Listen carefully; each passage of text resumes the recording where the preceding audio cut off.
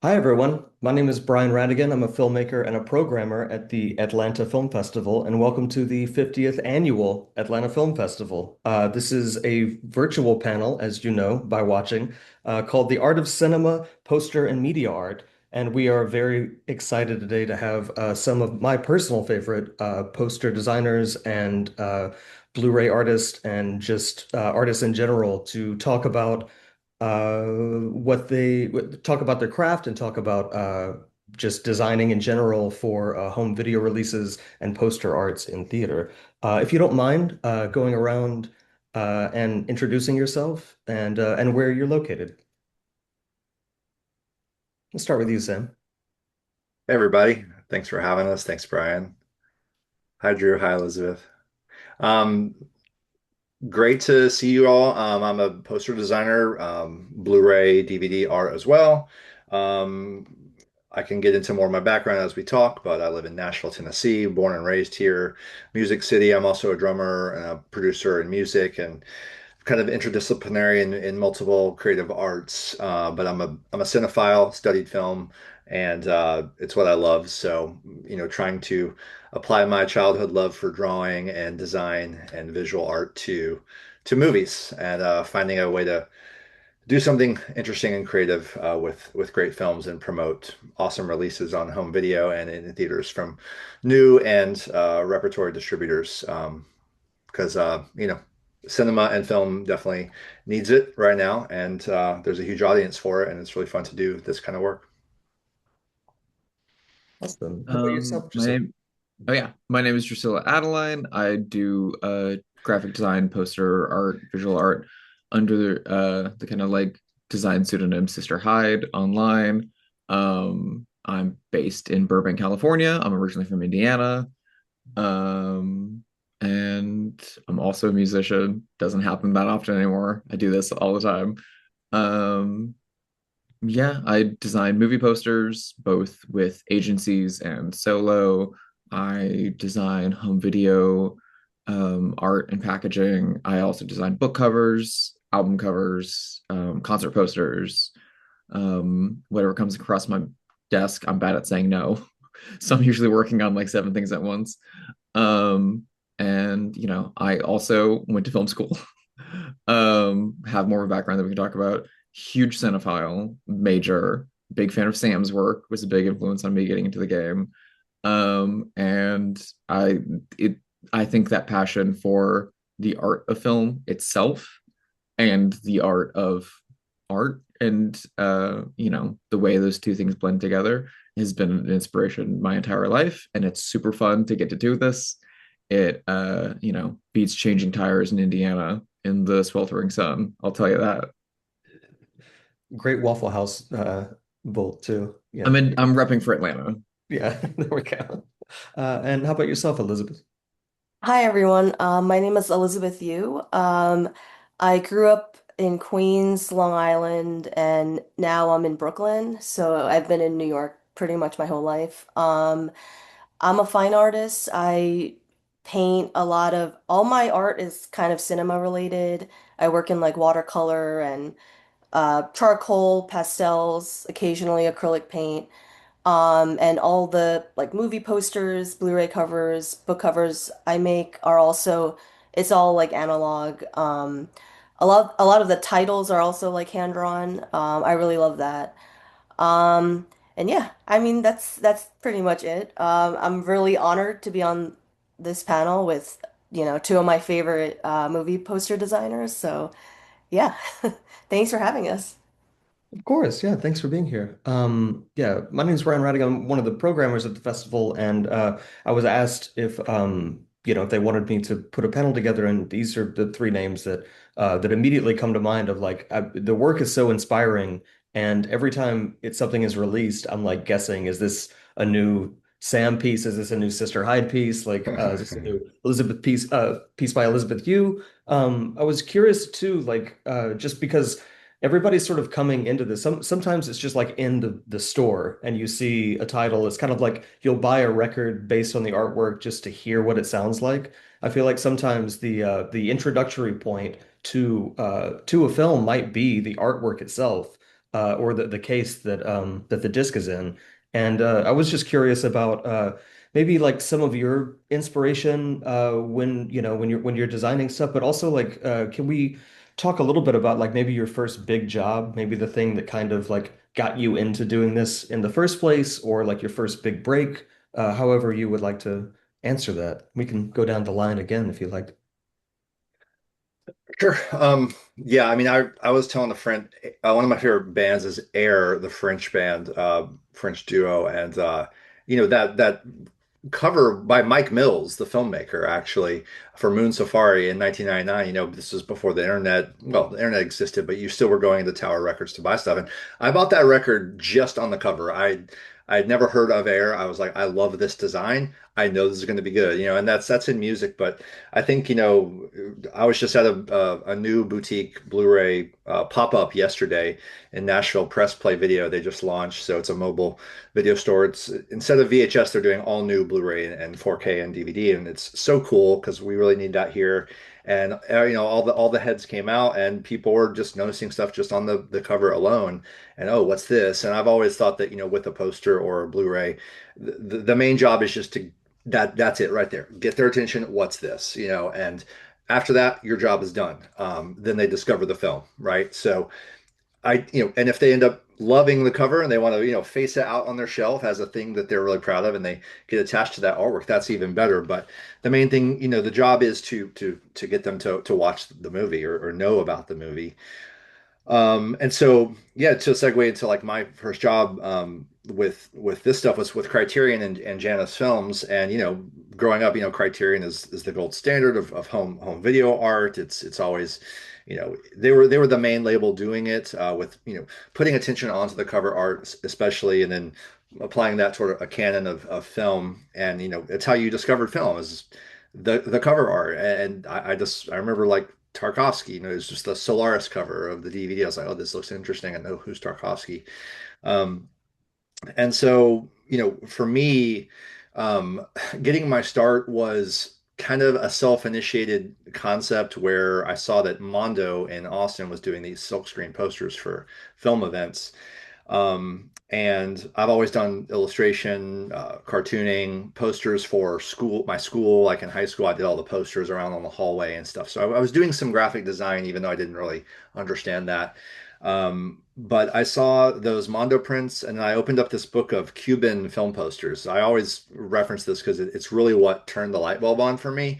The Cuban Revolutionary silkscreen posters, they did a lot of film posters, OSPAL, this organization, and the simplicity of the designs, the color palettes, the conceptual aspect of it, I was like, I could do this. I can't do the crazy detailed hand-drawn Mondo stuff, but I could do something like this. And I was like, how could I do this, but like for Bresson films or Bergman films, because there's a niche to be filled there maybe.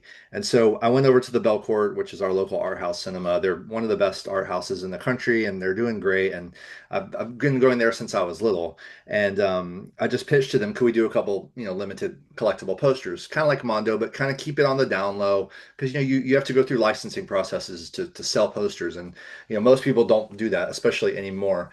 People just do all kinds of illegal stuff, but trying to do it the right way. And so, like, what are some films we could do where the distributor would be cool with doing a poster, and we don't have to pay an arm and a leg to do it? And they had a couple ideas because they already knew Janus Films. Being an art house theater, they have a relationship with these distributors, such as Janus. Janus Films, if for anyone new, they're the theatrical wing of Criterion, or Criterion is the home video wing of Janus. And so, I was like, okay, that could work because they know each other.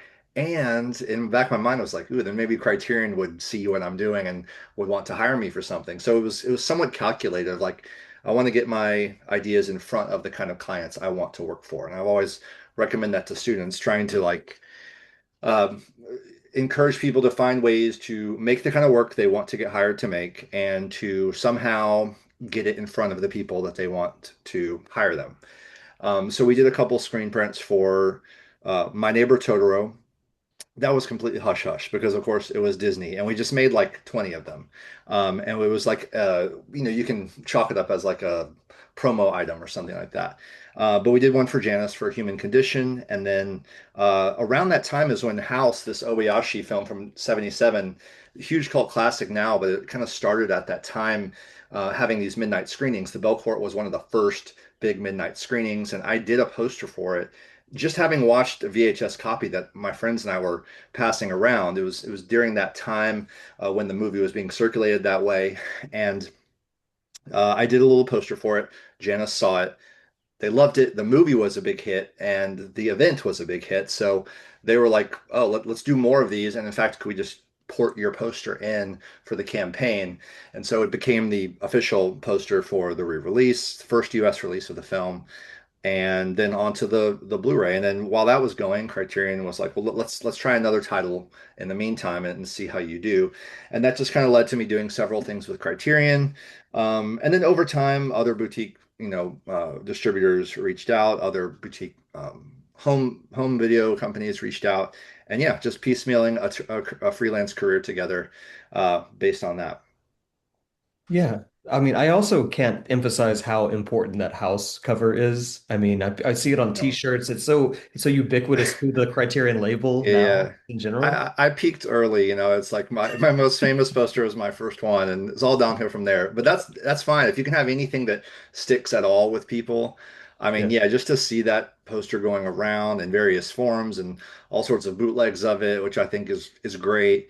I'm in the devolution mindset of ripping each other off, and I think it's fine and all fun. And then yeah, I got to do more Obayashi titles. God, how many years later? Almost 20 years later, it took for more Obayashi Blu-rays to come to the US, and I just did four more. So that was really exciting, and those are going around right now. Sick. That's yeah. That's Yeah. that's a very inspiring story too. It's like very DIY. I mean, you just kind of get in there and design it and just do it yourself. Yeah, yeah, right place at the right time, but also, like I said, a little calculation on my end of like, because it's so, especially now compared to 20 years ago, I don't even know how you get your work seen. Instagram throttles all of your stuff. All the social media is all rigged against you. It's not a place to promote creative work from their perspective. If you think it is, then you're getting suckered into their whole system, but it's still the best we have right now. At the time, it was Flickr. We were just posting things on Flickr. I'm sure you Yeah. two were as well. But yeah, it's tricky to get your work seen. So in some kind of event situation like that, I was like, okay, maybe the right people will see this. So just getting real creative on how to get your work seen by the people you want to work with. That's awesome. Drusilla, I came to know your work through Sister Hyde, I guess your online moniker alias. But I'm very curious, like how you also got your start, or the inspiration, design practice, or your background, and then maybe the gig that really like helped you with the career that you have right now. Yeah, I mean, fun to say that it's not too different from Sam's, even though I didn't have such a breakout as Sam's. Also from the Midwest, also a huge cinephile, also went to a film college. I ran out of money, dropped out, and I didn't have anywhere to go back in Indiana. I didn't have anywhere to stay back in Chicago where I was going to college.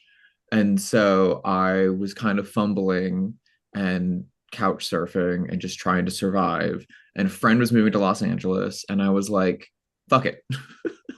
I'm going to take what money I have and I'm going to get a plane ticket and I'm going to fly to Los Angeles and I'm just going to like roll the dice. And I, was able to get some good prestigious internships. I interned at Amblin on Ready Player One off Oh of wow. some script work that I'd done, which was really great and felt really good. But all of those internships pay no money. They'll feed you, and that's about it. And then once they move on from pre-production to production, you're just kind of, left in a lurch. And I, you know, was able to find an internship working as a video editor, and that was at least something. And then that rolled into having like a paycheck. It was a low paycheck, to say the least, especially in Los Angeles. but it was something. And very quickly, I realized this company that I was doing this video editing for didn't have good design work. And I was like, I used to make posters for my bands, and I used to make little things like that in high school and college. I can kind of mess around and do that here. I have an Adobe Suite on this computer because it's work, so I'll just go do that. And after a couple months of that, they came up to me and they're like, "We realized that you're fixing everything." And I was like, "Oh, I'm sorry if I shouldn't have been doing that." And they're like, "No, no, no, no. We're just gonna change you over and we'll just make you our designer, and that's what you'll do." And that was great. And I was able to like, sustain myself to a degree on that. And I was making social media assets and Instagram thumbnails and things like that. And I was starting to realize that like there was a market for this and I had an aptitude for this a little bit, even though I had, unlike my other two esteemed colleagues here, truly no illustration background or talent. Let me specify. Um, all my background in terms of art comes from collage or from making video art. And so in 2018, decided I don't want to do this anymore. I want to make posters. I want to do the things that have inspired me my entire life because my intro to film was going to my public library in Indiana and seeing all the video covers. And, Buñuel is kind of my like art house film god in so many ways. And that was truly from seeing the VHS box cover of Phantom of Liberty, the Rene Ferracci poster, which was carried over, which I now keep, a German print of in my office every day and look at all the time. Um, and that was a similar thing of like, it's collage, it's simple colors, it's really graphic, it's really punchy, it's really funny, it's really witty. It tells you nothing, but it also tells you everything you need to know to get into the thing. And so my journey through cinema and through art cinema away from, the blockbuster fare was what's a cool cover? I'm gonna take that home. I'm gonna watch it. I saw Eyes Without a Face that way. That's how I discovered Fassbinder and World Without a Wire through Sam's art and stuff like that. Um, and so there was then a goal. There was then a like, I feel like I could do this also. And so in 2018, I decided based on another artist who had done a similar thing named Scott Saslow to do one poster every day for a year to build up a body of work and to kind of prove that like, yeah, I can make streaming and social media assets. So I can do safe work. But let me like get weird every day for a year. I had like an hour long lunch break, probably half an hour lunch break, and I was probably taking too long. But I had an hour long lunch break, and I had access to an Adobe Suite on the computer, and I would just like, Did you do all 365? I did all 365. Wow. I've always wanted to do it, and I never could even. Yeah, I'm not It, disciplined enough. Yeah, that's it's a amazing. great exercise if Yeah. you're starting out. Do you have a couple of favorites still from that era? Uh, I think Probably, my right? biggest the let me see if Like I still things have that them on are my still on your website. portfolio?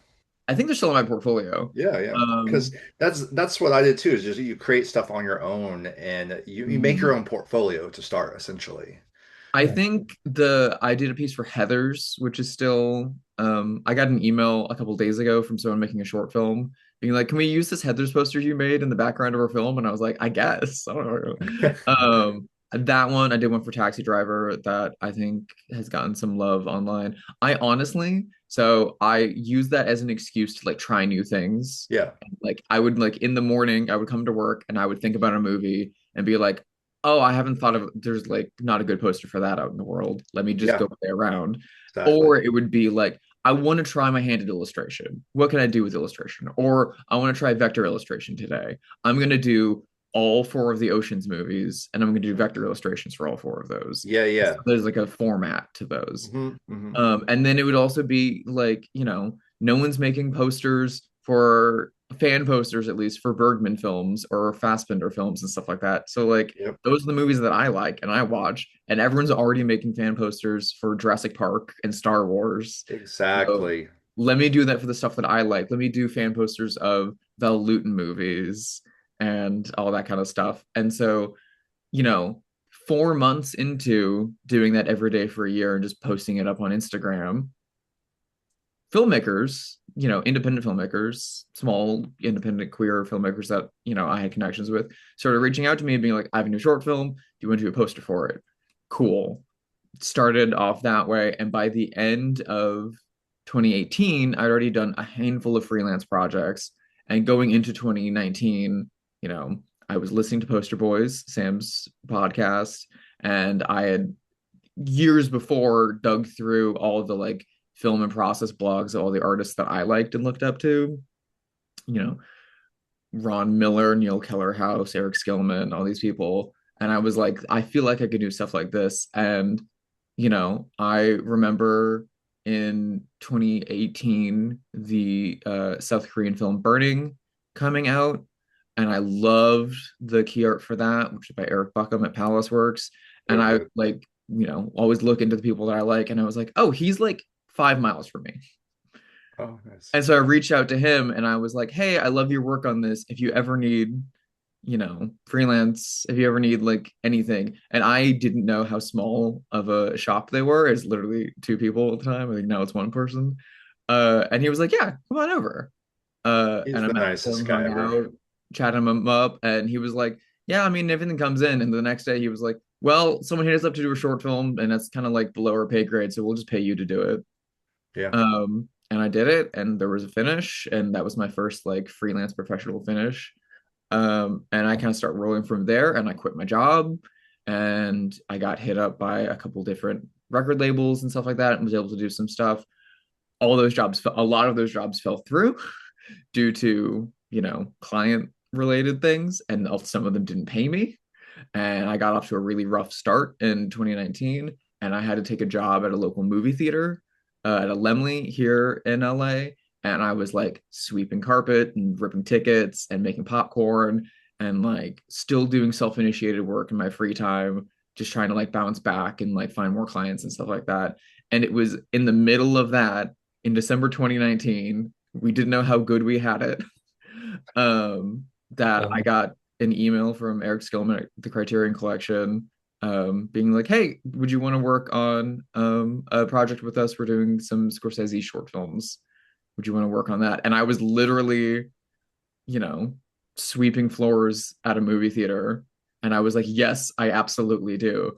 And he was like, "Okay, cool. Here's all the stuff. Here's all the files you're gonna need. Go have fun." And then, you'll do a booklet and you'll do a layout. And so here's your InDesign template. And I had never opened InDesign in my life. And I was Oh like, gosh. yeah, cool. Okay. And so I would bike to work listening to the Poster Boys series on Martin Scorsese. And Oh. then at work, I would be sweeping theaters listening to YouTube videos on how to use InDesign. Yep. And then I would bike back home from work at night, after we close at 11 o'clock, and then like crack open these files and start playing around and making interesting stuff with all the stuff from Scorsese's archive and stuff like that. Turns out you're really good at this. Spoiler alert. And that was the kind of thing that like I was kind of no one, but then I had a Criterion cover under my belt, and then all of a sudden Oh yeah. agencies in Los Angeles were like, "Hey, you're someone," and that was enough to kind of buoy me through lockdown during freelance. Yeah, well, you made the most of your time for sure. I mean, like being hyper productive, and it must have been the Scorsese shorts that I became aware of your work, and then like every time it's released, I'm like, oh, I think I know your style. I think this is the, Menace to Society. I think this is a Sister Hyde piece, that kind of Yeah, there's a thing. lot of halftones in black and white. But yeah, yeah, but it's such a defined style, and it's so cool. Um, for Elizabeth, you had mentioned earlier that you come from a fine art background, and I'm curious like how fine art like made its way into like cinema, Blu-ray covers and poster art.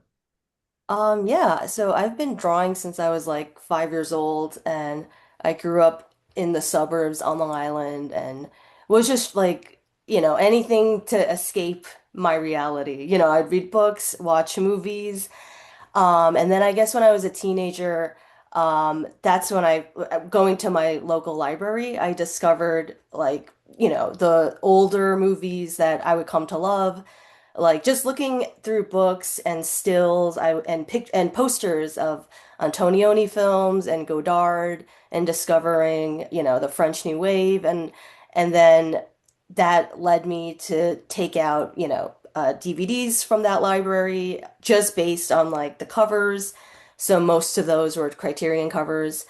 Um, and and then another thing was, so I actually like stopped painting for 10 years, like a long time ago, because I just sort of lost my passion for it. And then I guess around 2015, I was like, well, what do I really love? I love movies. So I would just watch some movies and just paint my favorite scenes from them. And I would just post it online just for friends to see, not really expecting anything. And so I think the first paintings I did after that 10-year hiatus, I really got into the films of Alain Robbe-Grillet, who's primarily known as a French writer. He wrote, Last Year at Marienbad as well. But he also made a lot of amazing films. And so I did a series of paintings of j just scenes from his films. And then I just posted it online, and then a friend said, "My friend in Brooklyn just opened a gallery. Would you want to like show your paintings there?" And I was like, "Okay." So then I immediately had to like spend a ton of money getting all these paintings framed. And then yeah, it was awesome. We watched one of his films. And then I got interest from other people, can you show those paintings or some of your other paintings on Long Island and other places in Brooklyn? And so for like the first few years of doing that, I mostly got like commissions from people, like for, just a personal commission. Hey, I see you really like French cinema, and I do too. Can you like paint me like a watercolor portrait of this scene in this movie. So I would do that, and then actually during the pandemic, so the president of Severin, David Gregory, he like had seen my work for many years, just I think on Facebook. And Oh, then wow. he said in like 20, I think this was 2020, we're gonna release Nosferatu in Venice, which is like the unofficial sequel to Herzog's Nosferatu. He's like, I think you'd be a good fit for the cover. Do you want to do that? And I was like, okay, sure. So that was my very first Blu-ray cover. And then like several months later, he said, we're releasing Blood for Dracula. Can you do the slipcover for that? And that was kind of mind-blowing because in 2015, I was like watching a bunch of vampire films, and I like painted a scene of Udo Kier from Blood for Dracula. I don't even think it was a particularly good painting. I did it kind of quickly, and it was just like black ink and red acrylic paint for the blood. But I think maybe he saw that, and then he remembered, oh, okay, well, maybe, she already really likes the film. Maybe she'd be a good fit for the cover. So that was kind of like a dream come true to do that. And then that led to, Film Movement really liked that, and they said we're releasing a Hamaguchi film, Wheel of Fortune and Fantasy. Would you be interested? And I said absolutely. So that was my first movie poster. And then yeah, so I kind of fell into this by accident. I didn't know you could have a career in this. And I also didn't go to art school. I never like no one ever gave me any direction. It just kind of happened. So I guess okay, this is meant to be.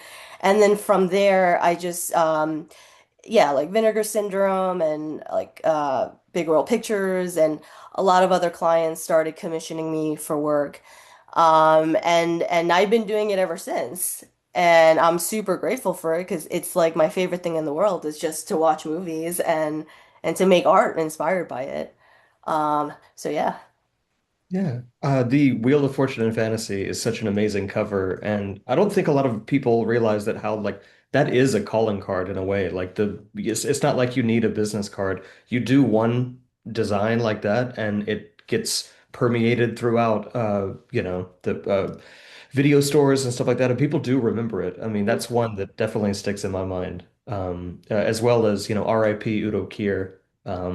Yeah. The that it's such great designs. It does sound like there's a common thread between the three of your illustrious careers that it is DIY. I mean, you kind of have to just start doing stuff yourself. And to anyone listening that's like or watching that wants to pursue design, it seems like that kind of is the way. You just have to, maybe not 365, but you gotta It's just, psychotic, don't do it. yeah, just design every day and make stuff that you like because if it's really going to show if it's like a hatchet job or you know what I mean, something that you're not as passionate about. Well, I love what yeah, I love what Drusilla said about just yeah, oh, there aren't this doesn't exist, so like you really do have to find those things. And I think between all three of us, we have this like love for the art. Like Drew said, the art, not just the art of film, but the art of art. And Mhm. I was at a class last week talking to them, and I was doing like a portfolio review, and it's hard because I can tell when the people just don't have that. And if you don't have it, really pivot to something else because work on something you're passionate about because I think that it's always what clients like about people like us is that we care, and oh, the film, that this works. That's great. In fact, sometimes the clients haven't even seen the films. A lot of the stuff I've worked on, they're like, the clients are busy releasing tons of stuff. They're like, we haven't seen this yet, but that we love that you love the film, so we trust you, so you can, rather than going into this and trying to do film posters if you don't even like movies, it's probably not going to work. Yeah, Well, and very much so, you could cynically look at it and be like, no one's really covered this niche before. Let me Yeah. crack at it. But you can't do that unless you have an actual passion for it to bridge that gap. Yeah. I guess you could like try and like game out like no one's making fan art of this specific no one's doing that because you don't get down that rabbit hole unless your passions have led you there. But also being loudly passionate about the things that you do love Yeah. online is Yeah. helpful. I mean, for Yes. instance, It's part of our there's brand, right? it's right. Yeah. It like you Yeah. can kind of tell. I mean, the design name that I use, Sister Hyde, is taken from the 1971 Hammer film, Dr. Jekyll and Sister Hyde. And it's like, a wink at like my love of old British films, a wink at my love of horror films, and gender identity and stuff like that. And if you get it, cool, we'll work together very well. And if you don't get it, cool. It's just a fun name, right? Yeah. But like I have an art house horror film podcast that I do with a screenwriter out here in LA. And that's been able to open a lot of doors for me because people are like, "Oh, you talked about this film. You're really into that. I need someone because we're releasing this, and that connects over to that." But then also, back in the days when Twitter existed and it wasn't called X.com, no one calls it you could go X. on and talk about stuff and like connect with other people. And for instance, I did a lot of work with Arrow Video, which at the time was being run by who now runs Radiance Films, Fran, Bam. who is amazing. Yeah. And when he was running Arrow and I was working with Arrow a lot, he was like, I think you're a Fassbinder fan. And I was like, I'm a huge Fassbinder fan. He was like, okay, we have a project coming up where we're going to kind of repackage some of the Fassbinder films. And then we're also going to do some of the ones that we haven't released on Blu-ray yet as like a three-part thing. We're going to hit up a couple artists and just like pitch ideas and budgets. And I like immediately was like, here's a bunch of ideas and here's the rate I can do it at. And he was like, well, the other people didn't even get back to us yet. So here you go. Yeah. And that was crazy fun. And it was a huge undertaking. And then a couple years later, he also knew by the time he was at Radiance and Radiance, when they first kicked off, were teasing, you know, stacks of like director books of like things they might end up working on, like Truffaut and all this stuff. And one of them was Buñuel, and I was like, Fran, you know I love Buñuel, and he was like, yes, I know. And so after a bit of time, they got to doing a Buñuel box set. He hit me up and was like, have at it. And it which was is one of your best pieces. Yeah, thank I agree. you. Yeah. But like, That's, I through again back to the 365 thing, I approach every project as, practice and experimentation more than anything. I try to do something new every time. And so like over time I've learned illustration and I've started to yeah, use that a little bit more. I try to find different collage methods and different like, Photoshop methods, but then also I'm trying to use photography more. And the cover of that one was all photographic and shot here at my house. love Awesome. that. Yeah. But like you said, it's not this cynical, calculated, like soulless strategy. I always tell people just put yourself in the client's position, the types of clients you would want to work with. They have a list of things. They have a calendar, right? They have to Mm. plug an artist into each one. They are busy. They have a lot of stuff projects going on at once where you're just sitting there doing your art and they have to plug people in. And if you're already doing the kind of thing that they need, that's an easy solve for them. You make yourself useful to clients by going ahead and starting to do the things you want to get hired to do. And of course, that come to do that requires a little bit of luxury, a little bit of privilege, whether or not you have time to do that work. For me, it was like this post college period where okay, you're back living at home. That's a great time to do it. If you're a young person coming out of college, live back with your parents for a year or two, bang out as much stuff as you can. Lock yourself in a room. I did it for just 5 days. I had a 5 day period, and it was after I got that Cuban art book. And I was like, I'm gonna do movie posters for 5 days, eight to six, And I came up with a stack of stuff. So it was just 1 week, but that 1 week got me started doing the stuff that I wanted people to see. Yeah, and actually just really great advice in general. Like, is kind of lock yourself away and work on your craft. I don't think anyone is ever truly satisfied with stuff either. Like, you're always like Sure. what I usually say is like my favorite thing I make is going to be the next thing I make, and I just kind of Mhm. like live in that mentality. But instead of it being the next thing, I kind of want to ask a little bit about process. Elizabeth, I'll start with you because you do come from like an illustration, fine art, but like when you get a gig, like what is the process of you like designing the poster or like do you use, I think you said you use reference? I'm not sure. Yeah. So I'll usually get like a screener of the film and I'll watch it. And there are just certain scenes in the movie that I'm like, that I feel like that could be the cover. And so I just take a lot of screenshots. And I have like, and at the end of the movie, I might have like 30 or 40 screenshots. And I just sort of look through them. What really speaks to me? What do I think represents the film really well? And then I make a few sketches. I know every artist is different. Some people, they might have like 20 ideas and make 20 sketches. Um, I'm the opposite. I have like maybe two or three per film that I'm like, I think this is it. And then I show it to the client. And and then from there they tell me, which one they like, and then I go on to the final painting. And every client is different. Some people are very hands off and they give me the freedom to do whatever I want, which is like the best. And then and then there are people, usually it's like if the director is contacting me, I also work with like a lot of indie directors, people I meet at festivals or screenings. Sometimes they can be more like, can it's their movie, it's their baby, so I get it. But yeah, there's a lot more.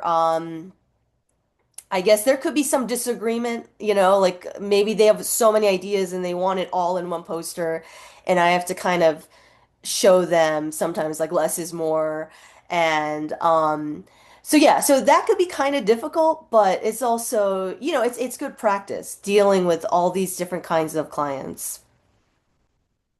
Yeah, and when you're like when you're pitching it to them, you're basically just pitching illustrations, and then you take whatever they choose and you paint it. But like when you're because it is a painting, it's not something you can drastically alter. Are you Yeah. still like taking stuff into Photoshop and cleaning it up, or is it just like a scan and that's it?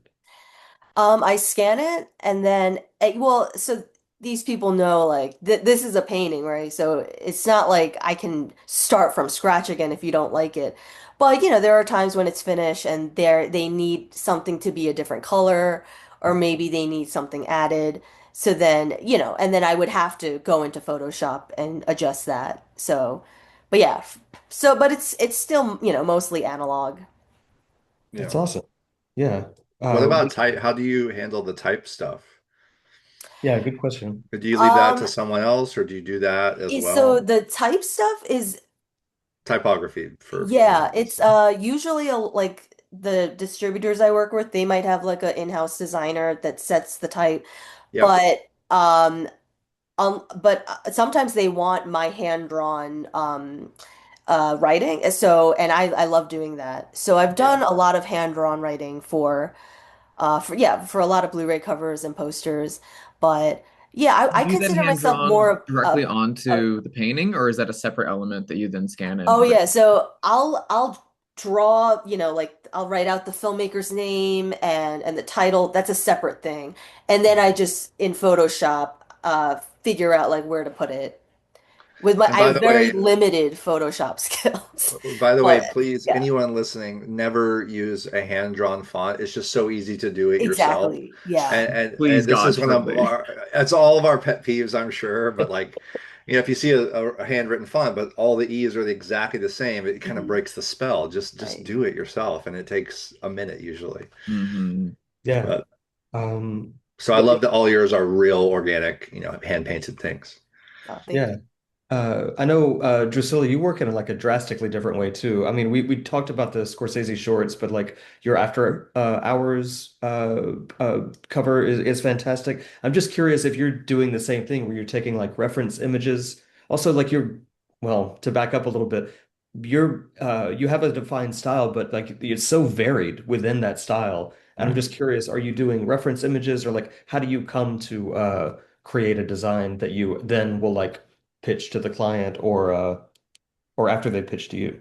Yeah, I feel like every project is different. Every project has a different ask, and every film has a different voice and a different tone that feels like it needs to be met on an even playing ground. I try not to bring too much of my voice to squash what's in the film. I try to like find what in the film speaks the most to me and then like match that. But I also have to say, my process has like changed and evolved over time and over years. Especially, I also work in-house at design agencies here in Los Angeles that do key art, theatrical, streaming, movies, TV shows, stuff like that for, A24, Netflix, Focus, all that kind of stuff. And that, I mean, it goes back to the 365, an hour a day on a lunch break to do a thing.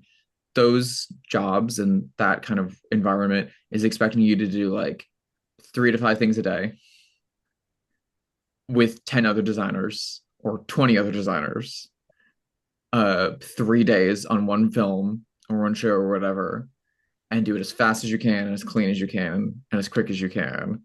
And it's all about skill and volume and speed to a large degree. Not entirely. You still want to be able to be artful and creative and wild in there, which I've luckily been able to do. But it's really forced me to like think fast and work fast.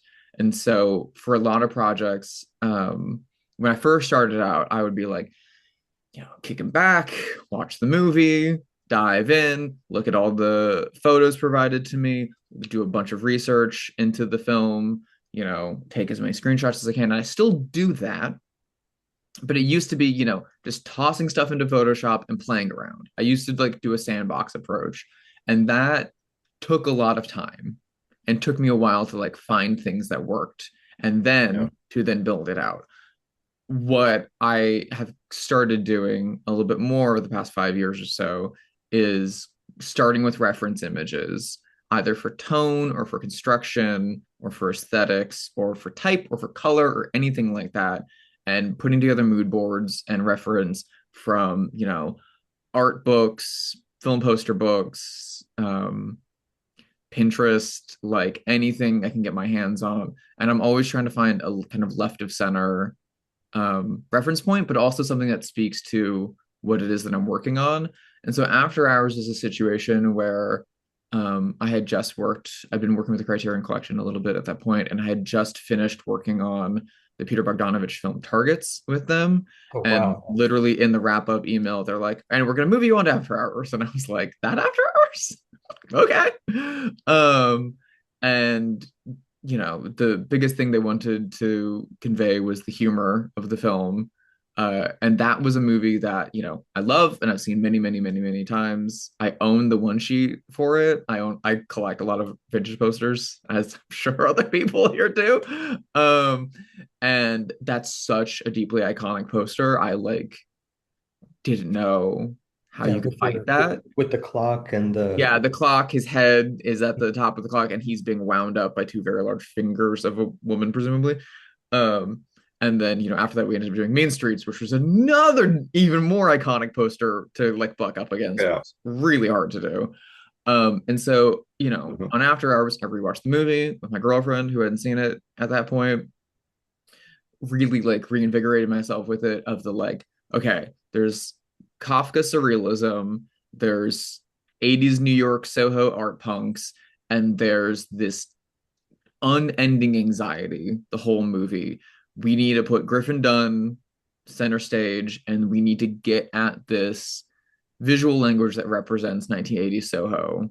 And we also need to get this stress in there. And my first idea I remember pitching was like, oh, do we do some kind of like abstract thing that's like the day after hours of like he's taken out all the stuff that he's like all the detritus that's built up over the course of the film, and he's like empty his pockets out at the end of the film, so his house keys are there, the subway tokens are there, and the bagel and cream cheese plaster of paris paperweight and all that stuff, and that's really fun.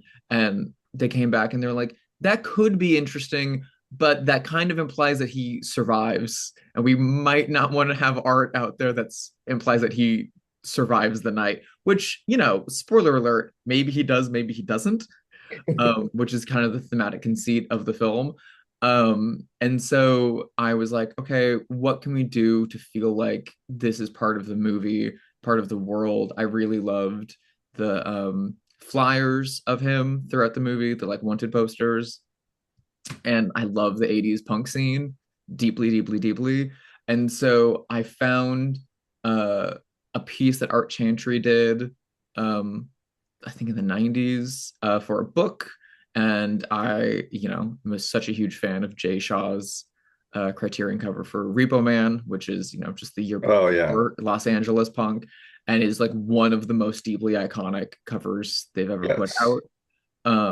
I'm a huge Alex Cox and Repo Man fan, and I remember when they announced that, and so many people bombarded me, being like, "Have you seen this yet? Have you seen this yet?"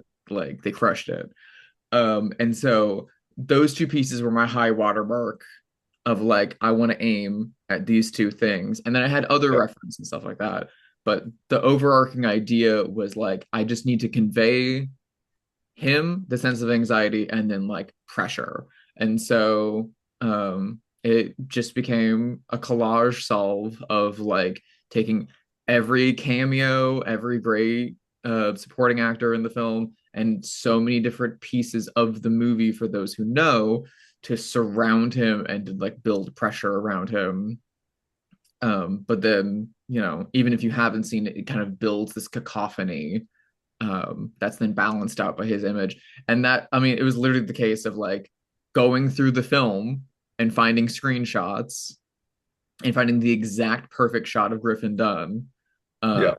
and then, halftone, go in, hand color, had to res up the title treatment and clean it up. Because the iconic original title treatment from the poster, you're not going to beat that. Um, but it was a super interesting, super fun job. We made plaster of Paris bagel and cream cheese paperweights for it since there weren't clean shots of it in the film, and photographed that. And Nice. then those ended up being the discs, and those also made it on the cover. The keys on the cover are my old house keys. So there's a mix of that. I, redrew the wanted poster of him, and then Criterion got back to me and they're like, "Oh, Scorsese found the original Wow. illustration, or maybe the production designer found the original illustration in their archives, and they sent it to me, and it was truly like pencil and paper, and so I had to like scan that back in It's and amazing. like Xerox it so that it had the look, but I had to like hand do all the lettering and stuff back on that. But it's this kind of thing where like, you know, say with Criterion on Prince of Broadway, the Sean Baker film, that was one where they came to me and they're like, Sean had the idea that because it's a movie about bootleggers and, selling knockoff goods, maybe it's someone selling a knockoff DVD on a tarp on near the side of the street in New York City. Um, and they had seen how much photographic work I had done on After Hours and on Bound and on a few others that are like, seems like you like doing that. Do you want to do a fully photographic job? And I was like, yes, absolutely. And so that was just, you know, getting tactile and dirty with it. Um, That's one of like have the that's an bootleg all-timer. That's an all-timer. Prince of Broadway here Oh, nice. Yeah. with the, Show the disc. Yeah. yeah, again, like to Elizabeth's point, I just wrote out the title multiple Yeah. times on an actual disc with Sharpie and then Yeah. scanned that, and that ended up being the disc in the release. Um, So I cool. tend to buy little bits, or like, I scour eBay a little bit, especially on a Criterion project, you have time and money, which is something that a lot of other things don't really have as much so. So for those, I put in a little bit extra love and juice, especially since they're like some of the movies that I love the most. Yeah. And so like I bought a 1980s New York subway token for After Hours, which we photographed and put on the cover. For Targets, we went to a gun range. And so here's one of the spent shells, which ended up It's cool. on the cover as well. It's Um, cool. I recently bought a late 70s BASF blank audio cassette for one that I'm working on right now, that I won't mention what it is, but that will be apparent Nice. eventually. That's being worked in. I like to find tactile, since I work primarily in Photoshop. I like to find tactile elements or photographic elements that I take myself that can be worked in there to give it more of that verisimilitude. Because even though I work in the computer, because I'm not as talented as Elizabeth or Sam in terms of like pen and paper stuff, um, I want it to feel handmade as much as humanly possible. Yeah. Even when it comes to the stuff that I do with agencies, Late Night with the Devil, the poster I did for IFC and Personal and Associates, that's hacking, collaging, doing kind of paper cuts essentially, but in Photoshop. The They Clone Tyrone poster series for Netflix that I did at Grandson Creative was a similar thing of like working in a large key art space and trying to make it as handmade as possible. And the They Clone Tyrone posters, even though they're made in Photoshop, are literally handmade in that every single one is a halftone screen print of an actor's face. And then we've taken a photographic version of that actor's face and placed it over every single dot in the halftone. And I did every single head by hand. Each Oh, wow. one at comp size, which is half the size of printing that you do to present to clients, would take about like 4 to 6 hours. The final pieces, we had to rebuild them from scratch to do the print size, took a day and a half each.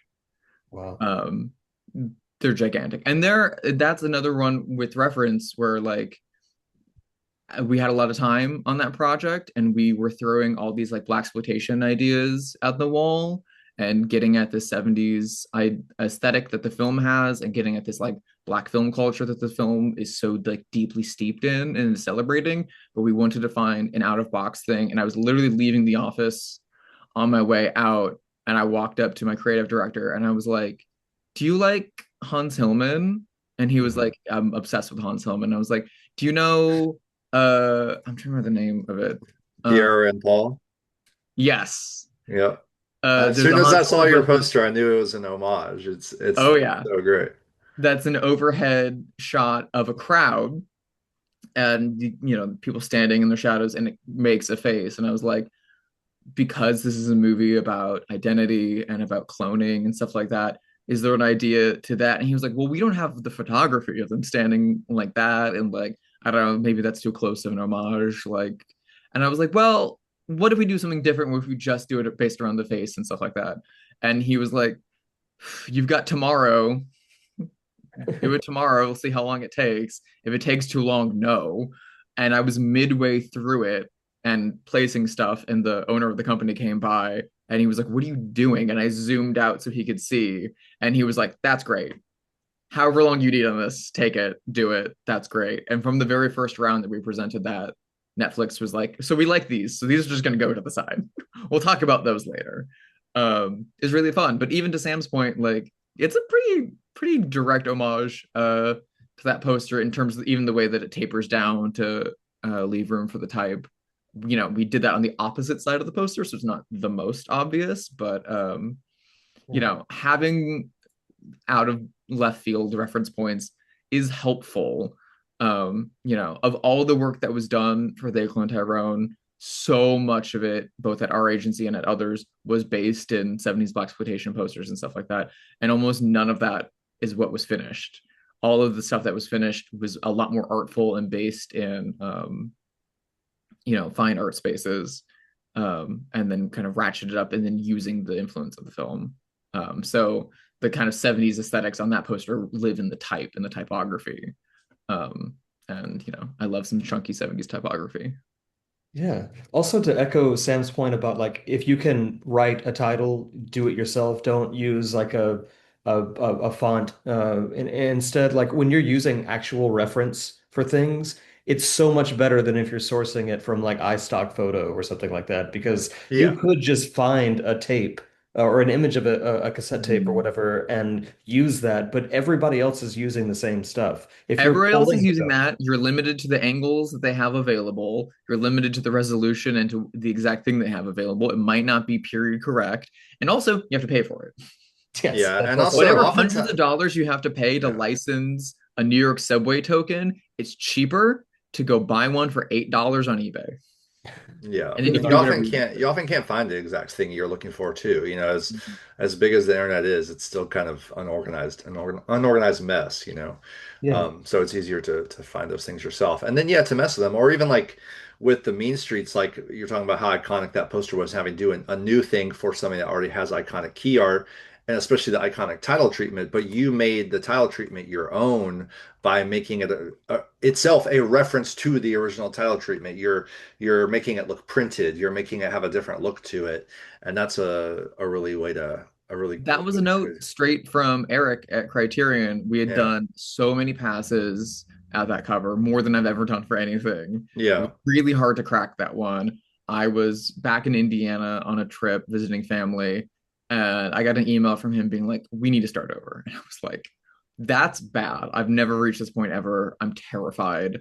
And on my flight back home, watch Mean Streets again, landed back in California. Next morning, hopped on a call with Eric, and I was like, let's just throw out the brief. Let's start again. Let's kind of yeah, go crazy. Um, and we kind of landed on the collage that the final cover is, but I had just like, the title design is so iconic. You can't not do it. yeah. And so I had like restored it and made it clean, and I'd done one line versions of it and Hmm. got it like super sharp and nice. And Eric really and everyone at Criterion really liked the collage, but he was like, the super clean title doesn't fit the art. And he Yeah, sent me over an Italian poster for Mean Streets, which uses the same title, but had clearly been photocopied yeah, in the 70s onto this Italian poster. yeah, And he was like, there's something to the way that this one is like blobbing and yeah, falling off and is like more beat up. Yeah, that and that matches better. and doing that with any font. I mean, when I say the don't do use a font, I'm specifically talking about handmade fonts. But Handmade font, yes. with great type and fonts for great typefaces, yes, use them. But sometimes you can take that a step further by yes, doing a printed look on it or something like Mhm. that. Especially when it pertains to the content of the film, you know. But I think all of your examples you brought up in your process were about the concept or the idea determining the visual style. Mhm. Um, it's something I got from Bob Gill, this designer who's more like a philosopher about like how to solve the design problem. It's a great recommendation for anyone. I keep it right here by my computer actually, so I'll just show it to you. Forget all the rules you ever learned about graphic design. If you could buy one book, buy this one. Um, because each poster it presents the problem to solve, and then the poster is the solution to the problem. And often if you frame the poster as a solution to the problem, you get a very easy solution that comes to mind. And then whatever that solution is, what's the best visual way to execute that? Is it Mhm. drawing it? Is it painting it? Is it using photography? Is it using just typography? Just lettering alone. It could be anything, or just a still from the film. There's a couple recent things I did for Radiance where the cover is just a still, and Mhm. because I thought that still was the perfect encapsulation of the film, this one as well. And then Kill and so Throw okay, Sadness is such a great example of that. Watching that yeah, movie in the theater after having seen your art for it and that scene happened, I was like, yep, yeah, boom. and it's And it's not obvious that once you like, oh, see it. I've seen It's that because not, it's this cover, but it's like, yeah, but yeah. that's the emotional Yes, nexus of the movie. and look, it's already it's the green, red, and white. Like Right. part of a great design is just like the after hours, your color palette. Like the house poster, it's not just the cat poster, it's the red cat poster. That's how people describe it, or the orange cat. The fact that Mhm. it's orange is why it's a great design for people. So never underestimate the power of just color and just especially two or three color palettes. A lot of our favorite designs that they have a limited palette to them. I think all three of us, kind of try to employ that. I'm a big fan of a limited color palette, especially as Yeah. someone that has a less of a background in illustration as you do. It's a great way for me to kind of take control and ownership of Oh, an image and of it, branding. yeah, it's part of the style. It's part of the Yeah. style. And, Yeah. sometimes, on after hours, for instance, the like hot pink was super obvious to me that had to be there. Mhm. But the like kind of teal blue background was a question of like, this needs to represent the night. I can't just go black. It needs to be vibrant and vivid. What's a vibrant night? Blue, dark blue, neon blue, getting to that. But Yeah. then, a different one is the Stephen Frears movie, The Grifters. I did the cover for that with Criterion Collection. And that was a really fast one. They had to have sketches like immediately. There was limited photography. Photography was watermarked for the first time ever and only time ever. Which was really, really tough. And so did a lot of work with that, tried a lot of things. And then very last minute, I went downstairs at my old house and grabbed a bunch of sunglasses and like photographed them really fast. And I was like, here's an idea, gets to the opening title sequence, and then just put that on a flat color. And then I just immediately, intuitively, not thinking about it, made the glasses red and black, put them on yellow background, which like that's a color combo that I've had many art directors tell me don't do. It's too close to McDonald's if you're not doing it right. Yeah. Yeah. But I just was like, that's vibrant, that's loud. This feels like the vibe of the movie. Yellow was used in the original theatrical campaign for the Grifters in 91, 90. Um, but like, it gets to the California nature of the movie to a degree. And so I just not even thinking about those things was like yellow, make glasses red, pops against each other, Yeah. send it out. Not even thinking that that would be an option, just kind of being like, let's fill this out a little bit more so there's more ideas and more options. Maybe that can be a booklet or something. And Yeah. the producer immediately liked that one. And then they were kind of like, but we can't fully intellectualize why it's yellow. Let's see some color options. And I did like a rainbow of color variants. Yep. purples, greens, blues, Yeah. gradients, ombre, Yeah. black and white, everything under the sun, and then came back around to, yeah, yellow's the best.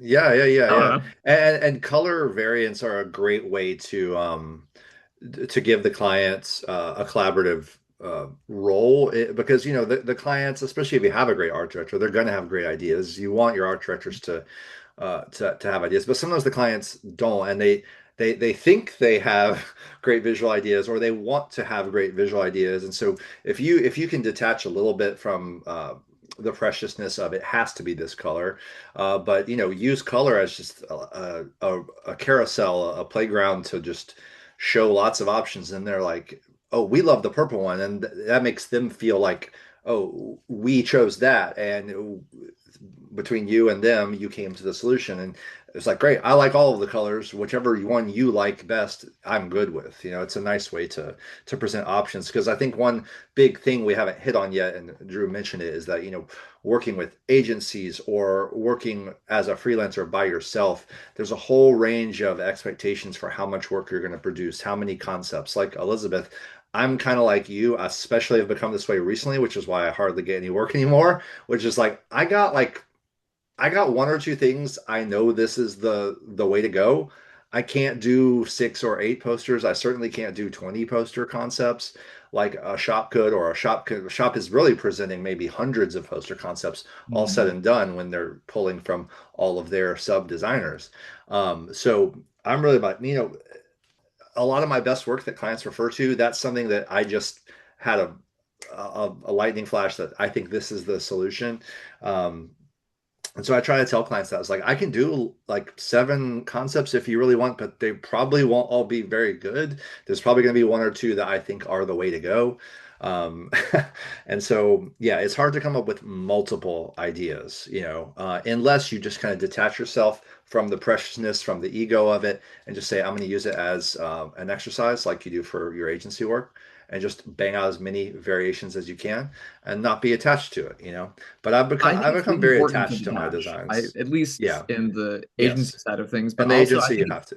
I think it's made me better in my freelance Yeah. work as Yeah. well. I'm And sure. it's the kind of thing that like, time and money are the big depending factors Yeah. on projects, just Yeah. like in any other field. And so in a freelance project, if someone comes to me and says we have a smaller budget and we have a smaller amount of time, they get a smaller amount of work. And Oh yeah. that's like responded to that. If they have a larger amount of money and a larger amount of time, they get a larger amount of work and they get a bit Yeah. more commitment in terms of like variants and ideas and aesthetics and things Yes. like that. And the thing about, working within an agency is that 97% of the work that you do is going to the trash immediately, just like out the gate. Yep. And yet it has to be the highest quality. Hmm. So you have to detach enough from your ego to make something that when the client throws it away, you're not going to go to your boss and yell and scream in their face and say you messed up. You need to call them back and say that's the poster, put it out, right? But at the same time, you can't be so detached that you're just phoning in like, all Yeah. right, screen grab and I put a title on it, okay, another screen grab and I put a title on it, okay, Yeah. even though Yeah. sometimes a client is asking for a screen grab with a title on it, right? Yeah. It's asking for that extra level of love. And so you need to find that balance of doing that highest level of work with the smallest amount of ego because, these aren't our films, right?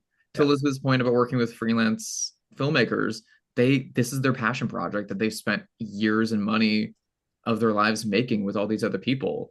If I'm working one on one with, say, Robert Kolodny, who directed The Featherweight, or you know, a handful of other filmmakers, uh, you know, um, the producers or directors of Faces of Death and, whatever, then it's like, you tell me and I will make that happen for you.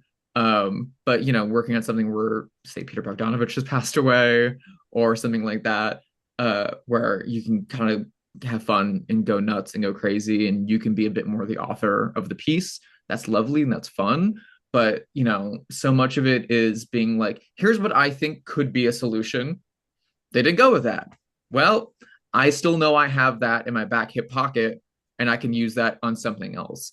There's so Yeah. many times where I've worked on a project that ended up being like HBO or whatever, where I pitch an idea and I'm like, I think this could be really, really cool. And I'm going to take a little bit of extra time out of my day and do that. And then they're like, nah, never mind. I'm like, cool. All right. Yeah.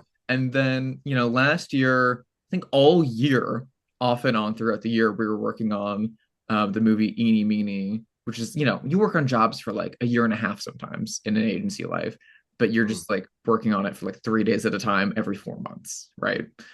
The Hulu Fox Searchlight film Eeny Meeny was one that we were working on, which is like Midwestern car thriller starring Samara Weaving in this great supporting cast. And it was one where, we were doing very clean, polished work, and every single round the client kept saying, the director likes it, but the director thinks it's too polished. And so after a while, I just kind of threw my hands up in the air and was like, I'm just gonna have fun on one. I'm just gonna, look at Bullet, and I'm gonna look at the Hot Rock, and I'm gonna look at all my favorite 60s, 70s car movies at Vanishing Point and all that stuff. And my house is also full of 70s posters for like Umberto Lenzi's Paranoia and Caper of the Golden Bowls and all that stuff. And I'm like, I'm just gonna channel this. I'm gonna toss it onto one comp. Gonna have fun with it. Gonna be clean. Gonna be sharp. Gonna do it this as well as I can. Toss it in, and it was one that just like it kept coming back every couple of rounds. That one piece kept coming back after a while, and then they put it out as a specialty secondary piece. And the filmmaker later told me that he was like, "That's my favorite piece that I saw for the Yeah. whole movie. It looks nothing like the agency stuff." And I had to fight them the whole way to use that, Yeah. which is great. And like you never know when that's going to be the case. So you have to be able to throw in the love as much as you're throwing in the time and disconnecting yourself. Because if they don't use it, that's a shame. They didn't use it, but it doesn't mean that you can't, take that concept and that style and that aesthetic and bring it to something else. And And repurpose it. by bringing it to something else, it transforms it. Yeah. Also, speaking of variants, we are really lucky, Sam, because you do have a history of like even on your website, you have like a breakdown of so many classic designs that Hmm. you've made, and I was really curious if you wanted to talk about your process for making stuff, but also like being so vulnerable and like putting out like stage one, stage two, like some of the stuff, even when you're working with Criterion, I think there's like a chaplain thing where you're Yeah. going through every stage. If you just want to talk about like alternate designs and just being vulnerable and like putting out what you might not consider to be like what we Yeah. normally don't Yeah. get to see in the design process. Yeah. Well, I do try to make everything look pretty good and showable, like Drusilla was saying, if anyone were to see it. But I mean, I don't do as many of the process posts anymore just because no one goes to blogs anymore. I really want everyone to start doing this again, and I would love to be a part of that. But I just haven't had time to put the post together. I think back then I had more time to do it. Um, and some of these are really cringy to look at actually now in retrospect. I might have to delete some of Sorry these. about But no, no, that. but it does I think it's cool for I was it was like the Eric Skillman blog. He was doing it and I was like I loved seeing that, So okay, if I loved seeing that, then I can inspire others in some way. I've And said this see, before and I'll say it yeah. again. Your blog, his blog, Yeah. Ron Miller's blog, those were my design school. Yeah, thank you. But yeah, yeah, me too. Um but But I also don't have the time to write my own. I would love yeah. to. Yeah, I don't have time anymore. But it's just showing I- why what's good about it? I think it just does show that I care and that I want something to be great. And like if you have I'm looking at Solaris, which ended up being this. Yeah, Um, amazing well, cover. you brought up the Chaplin, but yeah, I mean this is purely photographic in the end, but it is a creation. Like actually, fun fact, the still of the ocean is this. It's Mhm. upside down. That's actually the sky and that's the water, I think, something like that. But I flipped an image upside down, and then you have her image there. But then so okay, so if that's the idea, then let's do 30 variations of that and just see what looks coolest. And you step away from the computer, come back to them, see which one looks best, show one to your girlfriend or whatever. The girlfriend test is always good, I'm sure. Or boyfriend test, whatever you got, and it's always helpful. Um, uh, but yeah, playing with type, playing with color, dropping different tile treatments in, seeing what works. But with Criterion, they do want to see a lot of options. But I was kind of learning as I went. I think in those early Criterion projects, like Drusilla was talking about, I wanted to do a great job. I wanted to make sure I did great and come up with a lot of options. I think at one point, Sarah Habibi, she was like, you can self-edit a little bit before you send me stuff. I was like, okay, thanks for the tip. I don't have to see 72 JPEGs all at once. So yeah, kind of refining on your own the ones that you want to send. And sometimes it's showing a client stuff that's not great so that they'll pick the great thing. That's kind of a classic little move Mm. that a lot of designers do. There's a little strategy to getting them to pick the thing because the reality is not ideally you have an art director who's running point and they're the only person communicating to you, but more and more it's an email chain and it's not just the art director but it's other people at the place at the studio. It's the director themselves. Oh, let's check with the director and see what they think, which I love directors, don't get me wrong, but like if you've got so many cooks in the kitchen, there's a lot of different opinions and it can get really tricky. Um, so yeah, let's see what else about the process. Yeah, like where do you even start with some of this stuff? I know a lot of it is listed in the blog, and you do talk Yeah, extensively about it. But like for like just a 101 kind of. yeah. Like I said, idea. You want to come up with an idea. Like for modern times, okay, city, modernism and modernization, mechanical imagery, Chaplin as a cog in the machine. So you already got the concept right there. Okay, Chaplin plus cog in the machine, and it becomes you just show Chaplin's face with eyes as gears, and it's kind of a Polish inspired thing. And when I say Polish inspired, it's like that's how I render it, right? So if the concept is Chaplin plus gears, what's the best way to render that? Well, probably black and white because it's iconic for Chaplin. Um, Photographic, and then a collage, which a collage itself, like especially the Czech and like Polish style collages, it's going to have a something kooky about it. So it needs to be kooky. And I did like drawings as well. Okay, I'll draw Chaplin's head filled with buildings, but that's more just okay. Let's see how that looks. And no, it's not as strong a solution. The best stylistic solution is to use the photos. In that case, it's the simplest, clearest way to the end goal, to the finish line.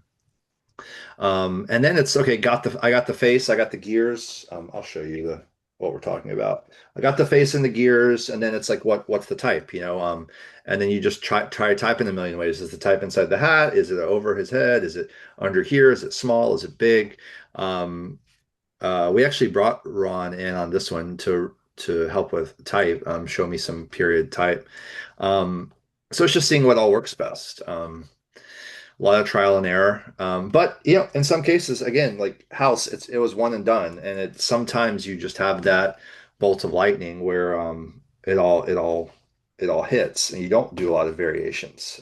So it's a case by case, but you want the idea to dictate the result. Yeah. Do you have any particular, I mean, because your catalog is so extensive, this is something I'm gonna ask of everyone, but do you have like a favorite design that you've done or like one that is like near and dear to your heart? It might not be the most well known, but like Yeah. something you'd like to elaborate Um, on? Yes, the a newer one I did. I've been doing a lot of more boutique Blu-rays. Of so many labels have come up since Criterion's. They were kind of the ones, and then you had others like Arrow and Severin, and now you have Vinegar Syndrome and Deaf Crocodile, Radiance, all these great labels. And I'll be honest, sometimes the budgets are not what you would hope because they're releasing a lot of stuff. I think post-COVID, a lot of businesses in general, if you're a restaurant, if you're a coffee shop, if you're a distributor, you're going to be trying to be a little more conservative coming out of the pandemic. Yep. The film business in general, as we all know, we're trying to make sure it can still exist and not, and, be smart with how we're using money if you're these companies. So maybe doing a little more stuff in house, right? You find people doing that. Um, Budgets are smaller. So if the budget's smaller with these boutiques, a lot of times I will just say, yeah, I can't give you several ideas, but I'll do it, but it might just be one or two things. And if you like it, great. And if you don't, we'll we'll figure it out. Um, so the good thing is for a smaller budget, yeah, you get a little more creative license. I'll even say that I was like, the budget's a little small, but if I could have a little creative license to to kind of dictate how this goes. And again, ideally, I'm solving the problem for them. Remember, that's the mindset. They have a problem, they need a great cover. You're going to give them that great cover. Make it an easy thing for them. I think a lot of times clients can get just round and round and round, maybe too much process, too much thinking. So if you have a smaller budget, it's nice to just nail it. This is like my favorite thing I've done like late, not Mhm. just lately, but like maybe ever, just because so Pele the Conqueror, here's the original key art. So it won the best international film Oscar. um Somewhat bleak, sentimental, historical father-son immigration drama. It's pretty bleak. It's not like gonna sell off the shelves like School in the Crosshairs, but nonetheless, like I want to come up with something that's awesome looking. And we talked about Hillman and using photography and just like especially black. It can be black and white. Like a great solution, it's got to work in black and white, in my opinion. It's a good test, like to run something through. But the boy is like, in a ship and he's in a bad situation. There's a still where he's carved a boat onto the pier, or a post, a wooden post, either under the boat or in a pier.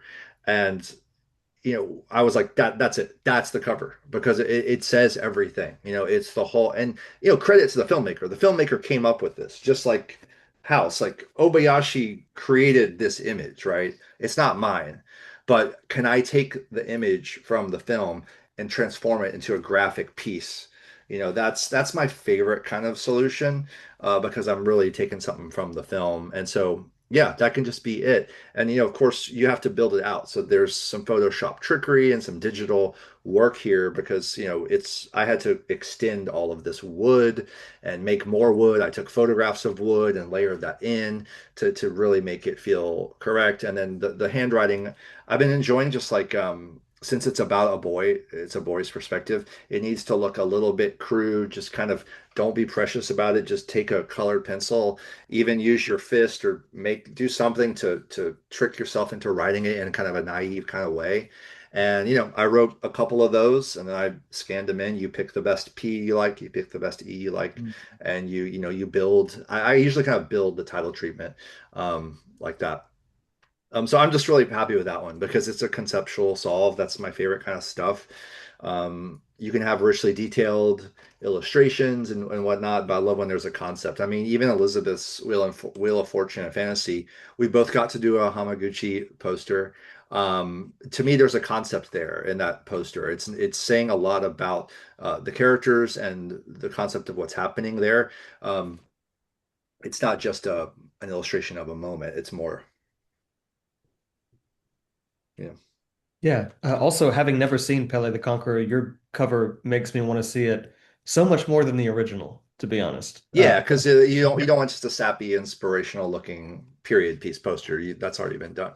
It's one Yeah. of the best things about working in the home video art medium that we all of us have the pleasure of doing is that when you're working in theatrical key art for a movie for the very first time, you're introducing an audience to a movie and it needs to make the most amount of money up front that it possibly can, and Yeah, you need to sell it to the widest possible audience that it can. And so with Paleo the Conqueror in the late 80s, they're like, okay, Max von Sydow, yeah, real big, he's got a yeah, kid. yeah, yeah, And like that's like there's very good design that comes out of that, yeah, certainly. But yeah, it's a lot more freeing to be like, people already know the title Pale the Conqueror. What's something that speaks, especially, with these Vinegar Syndrome or partner labels with Film mhm, Movement or yeah, with Crocodile and stuff like that, you're selling to a more precise audience and you're selling to people that know and love the movie. I mean, Elizabeth Blood for Dracula cover, which again, I'll show it for the record. I have the tattoo of the iconic D from the poster for that. Um, like you're selling to the people that love that movie. You're not trying to convince, you're to a degree, you're trying to convince, cult audiences, things, people that are already going to be predisposed to those kinds of filmmakers and those kinds of films, but you're not trying to sell, mass audiences the world over on watching this film. You're speaking to a very niche audience, so you can have a lot of more artistic freedom, and that can speak more to the film, I think. Yeah, but counterpoint, if I'm walking through the shelves, like I said, I bought that Air record without knowing what it is. I bought a lot of the Criterion stuff just based Hmm. on the cover alone. I don't know if I'm going to like this. And if someone sees this, at a video store where there's a bunch of other horror movies and like cult movies and all the stuff that people buy more, and they're like, "Oh, that looks cool. I would like to own that." Then, hey, that's amazing. And there's so many things that I've bought solely because I like the cover and I want to have the cover on Yeah, my shelf. And I'm like, I can exactly. also watch the movie. Oh yeah, there's stuff I still haven't even watched that I just bought it because I love how it looks and I want to reference it and have it as inspiration. Yeah, my first like Criterion blind buy was Blast of Silence. And I Yeah. just I love the title and I was like, well, this and the cover looks cool. Like, let's just see what this Sean is. Phillips, the GOAT. Turns out it's one of my favorite films, Yeah. Yeah. Uh, We're uh supposed to watch every year. yeah, exactly. Christmas movie. Do you have a favorite design or like something that that people seem to be drawn to your work through, like a channel, uh a design that stands out to you from everything that you've made? For me, Yes, yeah. yes. I do. Let me quickly shout out some of my favorite pieces from both y'all that I think are super underrated. Because we're here because we all love each other's work. Let me just say Elizabeth Vive l'Amour is one of my favorite Oh, pieces thank you. you've ever done, but I also like super, super, super love the art you did for Shall We Dance. And I think that movie is Oh, so underrated and yeah. deserves so much more rediscovery. And Sam, I've been a fan of you for like so long, but I do think like I love your pieces for the Bell Court more than anything. So I think there's a sense of freedom that you bring Yeah. to those so much. And I love the piece you did for the Harryhausen series at the Bell Court. Oh yeah. Yeah, yeah, I actually drew that one. Yeah. It's fine. Yeah, and if you can't, you keep saying that we're better illustration and stuff. But I mean, I feel like you, where I don't have those skills, but there are certain things where, okay, maybe I could do something in a certain style that's limited. Some of my favorite stuff like that Japanese, I always refer to 100% Orange. If you Google that artist, it's very loose, quick, sketchy. It's not good, right? But it can serve a function for something.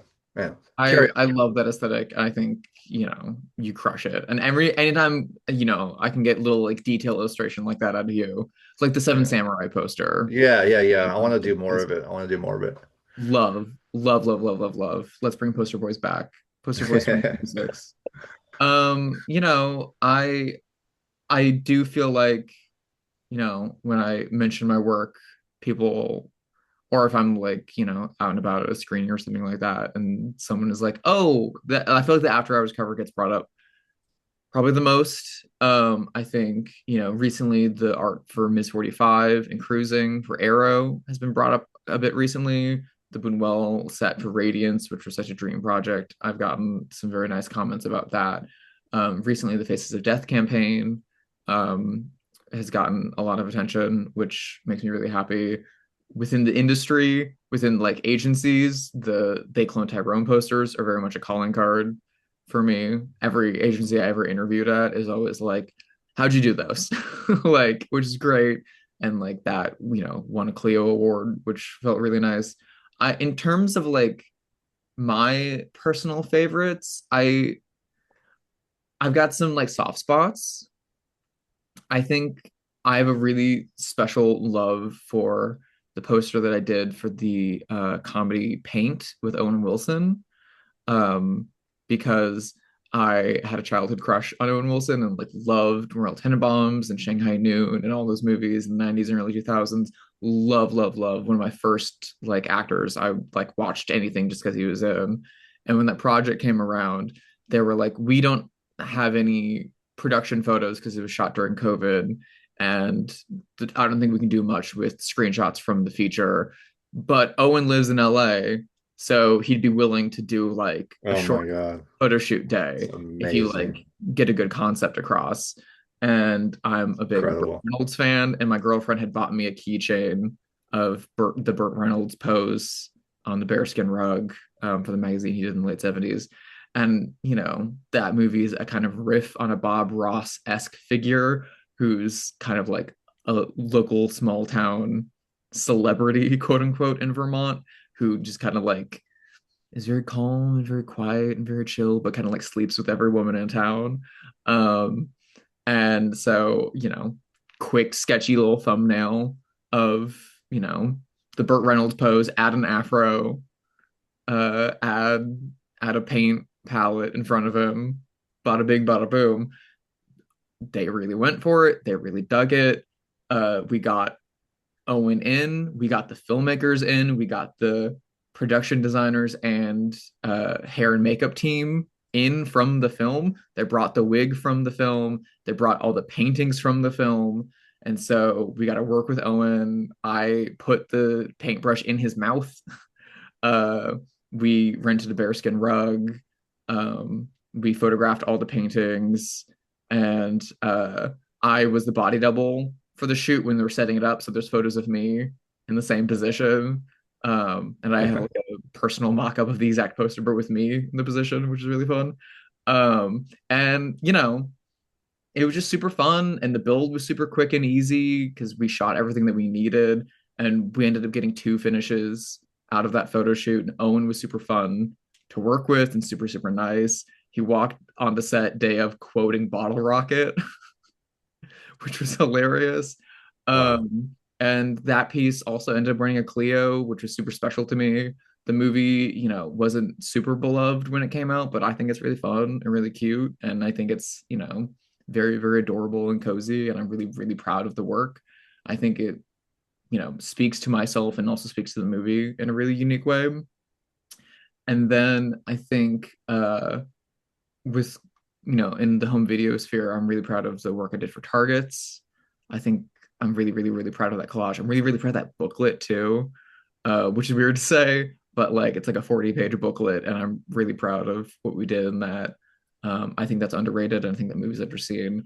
And then, in terms of breaking out into new ways, I keep saying I'm not as good as an artist and illustrator as these two, but I've taught myself how in my own way, using, a pen, tablet, and the cover for both the Elephant Man and the Big Heat with the Criterion Collection are all illustrated in the Those are Canva. crazy. Yeah, they're I both mean, Um, yeah, so you just so can't good. say you're not a good illustrator after those because those are just insane. It doesn't matter the benchmark I mean, that shows that there's no benchmark for judging what's a good illustration, as long as you have a style and you solve the problem that's in front of you. Totally. Elizabeth, do you have I guess a lot of people do know Wheel of Fortune and fantasy and the Udo Kier Blood for Dracula, but do you have like a favorite design or also can, we do have to kind of wrap up a little bit, but so maybe you can talk about maybe a favorite design and then what you're working on next, if you can reveal or if you can hint at something.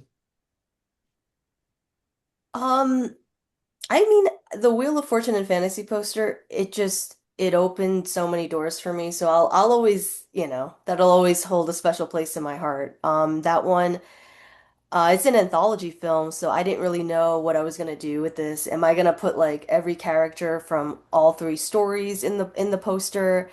And then when I finished the film, I realized that moment when one woman is going up the escalator and the other woman is going down the escalator. I just saw it in my mind. That's the poster. And then and then it kind of took on a life of its own. And it ended up, Poster Toddy named it one of the best posters of that year, and Letterboxd Little White Lies, and I was like kind of shocked by it. And so yeah, people still come up to me and say that moment in that film, it like made people cry, or that was like their favorite story from that film. Um, and then there was like a retrospective at Lincoln Center a few years ago, a Hamaguchi retrospective, and uh, Hamaguchi actually like recreated the poster because there's the escalator at outside Lincoln Center, so he's like going down the Amazing. escalator, Oh my and then God. Dennis Lim is like going Oh my up the God. escalator, and That's that kind of amazing. blew my mind. I was like, wow. Well, also there's a picture of you and him on your blog I saw of you and Hamaguchi. Oh yeah, so when that film premiered at Lincoln Center, I thought, oh, it would be so cool to meet him, but I'm thinking, oh, they're gonna like whisk him away after the Q&A. There's gonna be no way to meet him. And then while Brian and I are on our way to get lunch after the film, I literally just saw him on the street, like on the sidewalk on my way to the restaurant, and I had to stop him. And I introduced myself, and he was there with his translator, and I told him I did the poster for your film, and it was such an honor. And then he told me, thank you for making a beautiful poster.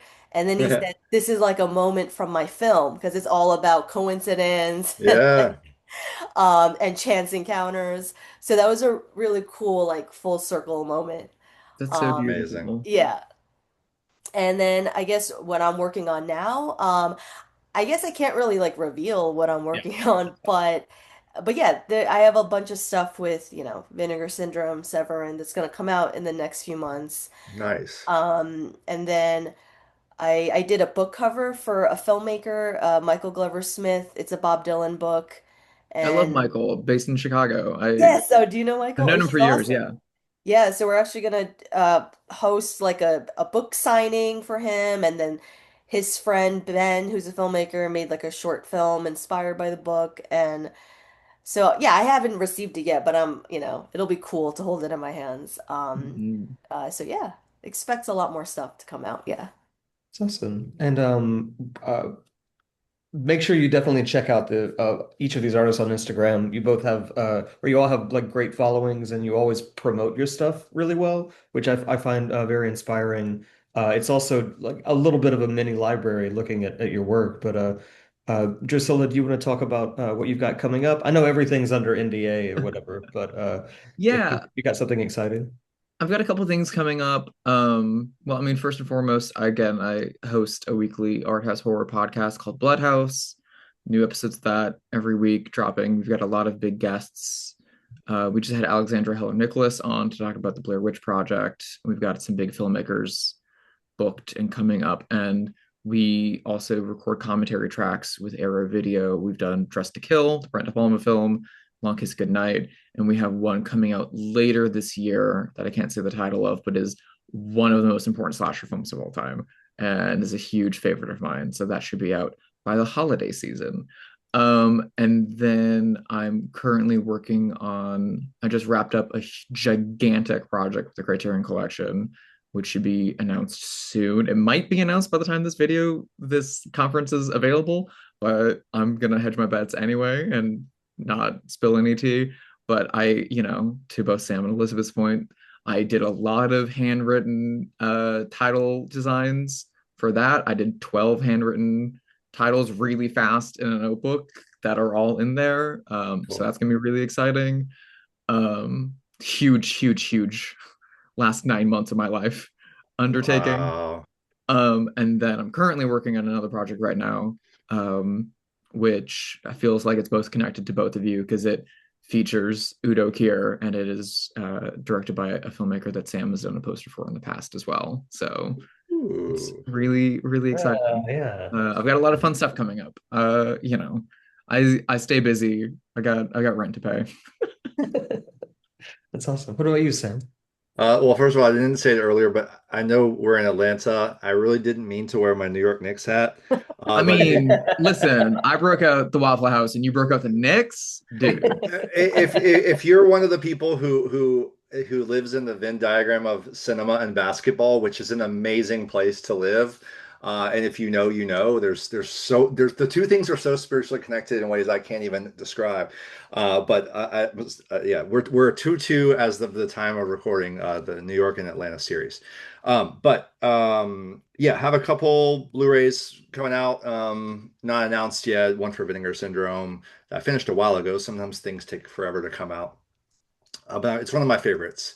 And then another thing for Studio Canal, it's a restoration of a very classic, iconic 60s British film that I got to do something really fun for. I love working with Studio Canal. Oh, and then talking about working with directors individually. There have been a couple of cases where I've gotten to do that, where before the film is even finished, before there's a distributor, the director wants me to do a poster, and that's been my relationship with Carlos Regadas. And we're working on his new film right now. It's Hell finished. yeah. Yeah, we just came up with the poster, and it's so cool because yeah, there's no suits that are getting involved. There's no finance people getting involved. It's just let's create a just a wild visual poster that will catch people's eye, and it's just the best when you can do that. I Um, love the post tenebris Lux, by the way. That one is it's yeah, fantastic, man. thank you. That was for a distributor, and then the next one he reached out directly, said, "I want you to do it." And then Criterion of Hapone is his film too, and Yeah. he said, "I want Sam to do it," and so yeah, coming to do another one. And but the main thing I'm trying to say no to things, which is also hard because I have a really really really big personal project. I'll just say it's a game I designed many years ago, and I've been sitting on it forever. And all my friends are like, "When are you releasing the game?" That's all I can say right now, but you're all gonna like it because it pertains to things we're talking about, and I'm really, really, really proud of it. And I'm gonna try to drop it within the next year. But to do that, I really have to really put it on my calendar because you'll fill it up with other things. I have so many interests and trying to put my nose to the grindstone and get this thing finished. So stay tuned for more on that, and you'll know about it if you follow me on the socials at Sam's Myth. Yes. And And please, I was gonna oh, say, Yeah. it's been. I was just checking my podcast feed. I haven't seen a new Poster Boys I'm drop. sorry. I'm sorry. I know Brandon really, he keeps saying, let's come on, when are we doing it again? I feel Uh, like I'm the biggest bug in the whole world, hitting both of you but, guys up but about just this. like even hearing you say like, oh, when I was struggling and like, I was going to work and working at my job, I hated and listening to that podcast for inspiration. I mean, that's huge just to like, a podcast on poster design does not have a lot of mainstream appeal. It's pretty niche when you think about it because you're listening to people talk about posters. That alone is kind of tricky because you're not seeing the stuff. But it was a lot of work. We had fun doing it. We made lots of episodes. We could do more, but when every episode every month it would come, and we were both stressed, like, oh, we were not quite ready as we want to be for this recording. And if it becomes like that, it's like, well, we can't do it our best. Let's pause. But we may do it again at some point. But there are a lot of great episodes out there if you're an up and coming designer and want to learn about not just design history, but what designers like us take from these things and apply to our work now. I hope you'll check the podcast out.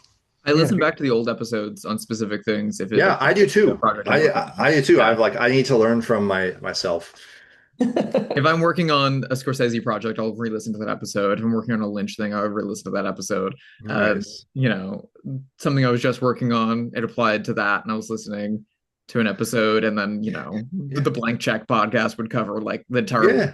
body of work. I'll listen to that too. But like, And that's why I recommend to people all the time is you got to just absorb and immerse yourself in as much as you can with learning about this stuff, whether it's the films themselves, the soundtracks, the directors, their other work, the ideas behind them, philosophy, art, architecture, painting, walking around and studying the world. It's all so important to the work. And, that's you got to have that programming, yeah. I think. I mean, not to get back into the process too much. I know we're ending, but like Yeah. working on something like The Big Heat, I'm a huge noir fan. I watch noir movies all the time, but like shifting into like Fritz Lang gear, okay, I'm gonna put on every Fritz Lang noir.